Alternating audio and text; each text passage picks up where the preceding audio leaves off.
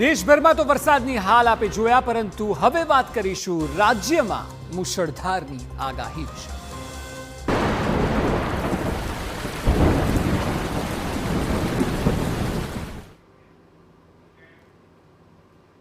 તો જૂન, જુલાઈ અને ઓગસ્ટ બાદ હવે સપ્ટેમ્બર મહિનામાં પણ સારા વરસાદની આગાહી છે. હવામાન વિભાગે સપ્ટેમ્બરના 7 દિવસમાં ભારે વરસાદની આગાહી કરી છે. દક્ષિણ ગુજરાતમાં વરસાદની સૌથી વધુ જોર રહેવાનું છે, જે બાદ ઉત્તર ગુજરાત અને મધ્ય ગુજરાતના જિલ્લાઓમાં પણ વરસાદ જોવા મળી શકે છે. ત્યારે જુઓ વરસાદને લઈને શું છે હવામાન વિભાગની સૌથી નવી આગાહી.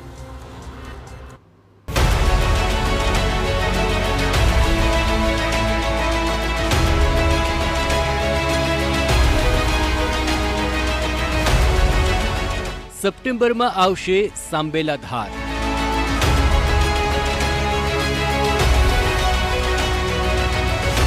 મેઘરાજા હજુ પણ કૃપા વરસાવશે અપાર.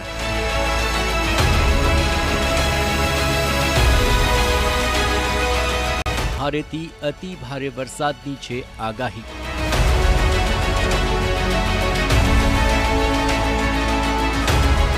મજબૂત સિસ્ટમ થઈ છે સક્રિય.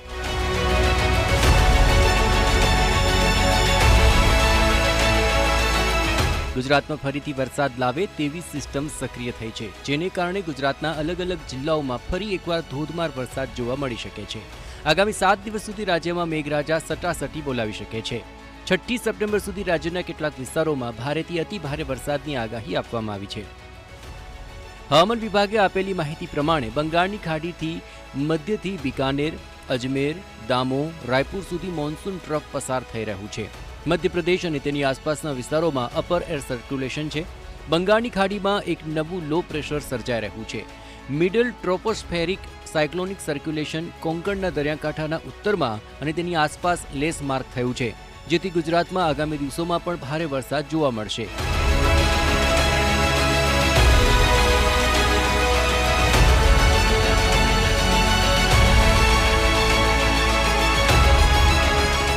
પહેલી તારીખે વરસાદની તીવ્રતા ઓછી થતી દેખાઈ રહી છે. સોમવારે સાબરકાંઠા, અરવલ્લી, મહીસાગર, પંચમહાલ, દાહોદ, નવસારી, વલસાડમાં યલો એલર્ટ સાથે ભારે વરસાદની આગાહી છે. બીજી તારીખે દક્ષિણ ગુજરાતના 5 જિલ્લામાં ગાજવીજ સાથે ભારે વરસાદની આગાહી છે. ત્રીજી તારીખથી વરસાદની તીવ્રતા ફરી વધી રહી હોય તેમ લાગી રહ્યું છે. આ દિવસે સુરત, તાપી, નવસારી, ડાંગમાં ઓરેન્જ એલર્ટ સાથે અતિ ભારે વરસાદની આગાહી છે.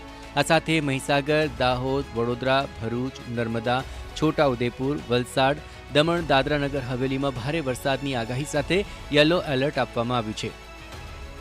છેલ્લા 24 કલાકથી થઈ રહેલા ભારે વરસાદને કારણે રાજ્યના અનેક ડેમ છલોછલ થયા છે. મહીસાગરના ઉપરવાસમાં સતત મેઘો તાંડવ મચાવી રહ્યો છે, જેને કારણે મહીસાગર જિલ્લાના જળાશયોમાં સતત પાણીની આવક થઈ રહી છે. જેમાં રાજસ્થાનમાંથી થયેલી પાણીની ભારે આવકને પગલે ભાદર ડેમ છલોછલ થયો છે, જેને કારણે ખાનપુર તાલુકામાં આવેલા ભાદર ડેમનો એક દરવાજો ખોલવામાં આવ્યો હતો. ડેમમાંથી 338 ક્યુસેક પાણી ભાદર નદીમાં છોડાયું છે. અત્યારે ભાદર ડેમ 97% ભરાયેલો છે. મહત્વપૂર્ણ છે કે ભાદર ડેમ મહીસાગર જિલ્લાના 3 તાલુકા માટે જીવાદોરી સમાન છે. ભાદર ડેમ થકી ખાનપુર, લુણાવાડા અને વીરપુર તાલુકાના 60 ગામોને 8000 હેક્ટર જમીનમાં સિંચાઈ માટે પાણી પૂરું પાડવામાં આવે છે. ભાદર ડેમ ભરાતા મહીસાગર જિલ્લાના ખેડૂતોમાં ખુશીનો માહોલ છે. આ તરફ મહીસાગરના જ કડાણા ડેમની જળસપાટીમાં સતત વધારો થઈ રહ્યો છે, જેના કારણે ડેમના 6 ગેટ 2 ફૂટ સુધી ખોલાયા હતા, જેમાં 40,000 ક્યુસેકથી વધુ પાણી ડેમમાંથી છોડવામાં આવ્યું છે. તો 100 ક્યુસેક પાણી સુજલામ સુફલામ કેનાલમાં છોડાયું છે, જેથી ખેડૂતોને પણ જરૂર પડે તો પાણી મળી રહે. પાણી છોડતાની સાથે જ કાંઠા વિસ્તારના અને નીચાણવાળા ગામોને સતર્ક કરાયા. મહીસાગરના 110, પંચમહાલના 18 ગામોને એલર્ટ કરાયા છે. આ તરફ પાનમ ડેમમાંથી પણ પાણી છોડાતા પાનમ નદી 2 કાંઠે વહેતી થઈ. ઉપરવાસમાંથી આવક થતા પાનમ ડેમના 8 ગેટ 15 ફૂટ સુધી ખોલાયા હતા, જેમાં 1,70,000 ક્યુસેક પાણી છોડાયું છે. લુણાવાડા નગરવાસીઓ પાનમ નદી 2 કાંઠે વહેતી થતી જોવા ઉમટ્યા હતા.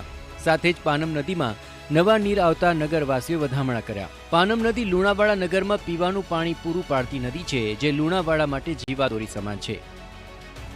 અરવલ્લી જિલ્લામાં સાર્વત્રિક વરસાદી માહોલ છવાયો છે, જેને કારણે ભિલોડામાં આવેલો સુનસર ધોધ ફરી એકવાર જીવંત થયો અને ડુંગર પરથી ધસમસતા પાણી વહેતા જોવા મળ્યા. ભારે વરસાદને કારણે સિઝનમાં પ્રથમવાર આ સુણસર ધોધમાં મોટી માત્રામાં ધસમસતા પાણીનો નજારો જોવા મળ્યો. વરસાદને કારણે સુણસર ગામે ડુંગર પરથી 200 ફૂટ ઊંચાઈથી પડતો આ ધોધ ફરી એક વખત વહેતો થયો છે. ધરતી માતાના મંદિર પાસે અહીં ચોમાસામાં આ ધોધ વહે છે. ધોધ વહેતા અને ચારે બાજુ વરસાદને કારણે લીલોતરી છવાઈ જતા કુદરતના ખોળે સોળે કળાએ પ્રકૃતિ ખીલી ઉઠે છે, જેને નિહાળવા માટે મોટી સંખ્યામાં સહેલાણીઓ ઉમટી રહ્યા છે. સુણસર ધોધ ઉત્તર ગુજરાતના મિની કાશ્મીર તરીકે ઓળખાય છે. અહીં પ્રકૃતિની સુંદરતાને નિહાળવા દૂર દૂરથી સહેલાણીઓ ઉમટી પડે છે.